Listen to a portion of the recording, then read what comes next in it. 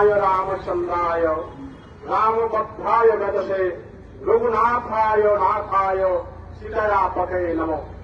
नित्यं शुद्धं रामचंद्रं शान्तं शिवं ज्ञानमूर्तिं सच्चारूपं धर्मातीतं सगुणं निर्गुणं विभुम् सर्वदाकारकं सर्वञ्च सचिदं केवलं प्रभु नाम रूप पूर्ण ब्रह्म निरञ्जनम् नमः।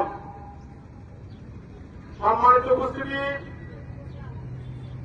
আমাদের ত্রিপুরাদের হত্যার প্রতিবাদে খাগড়াছড়ি সনাতন সমাজের নেতৃত্বে আমরা এখানে মানববন্ধন করতে যাচ্ছি এমন এক সময়ে যখন আমাদের দেশে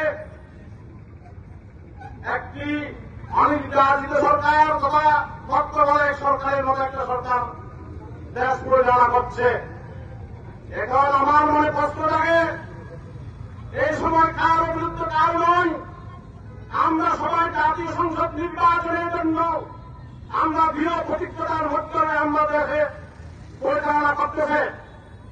এই অবস্থায় কেন আমাদের সনাতনীদের লাশ যাচ্ছে এবং এটা এমনভাবে লাশ চলেছে যেটা সারা আন্তর্জাতিক মহলে বিভীষিকাময় একটা হত্যা বলে চিহ্নিত করেছে।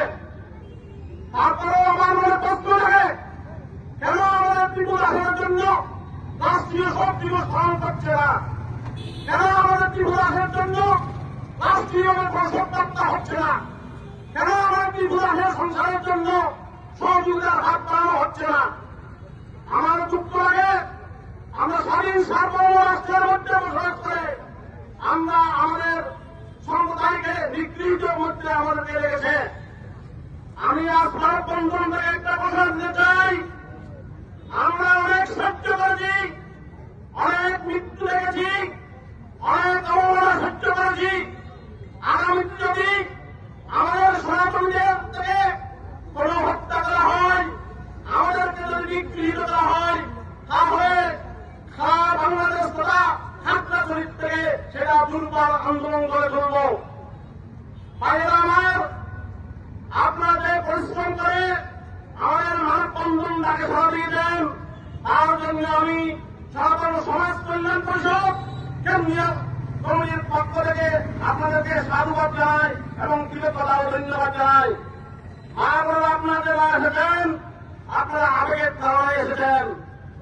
আজকে যদি আপনাদের সন্তান হত্যা হতো, আপনাদের বাইরে হত্যা হতো, তাহলে আপনাদের বুকে সহ্য করার ক্ষমতা থাকত না। আপনারা এসেছেন তাই সেই আপনাদের ক্ষোভ প্রকাশ করার জন্য এই শাখা দপ্তরে আমাদের এই ক্ষোভকে পরামর্শে দৃষ্টিগোচর নিতে হবে।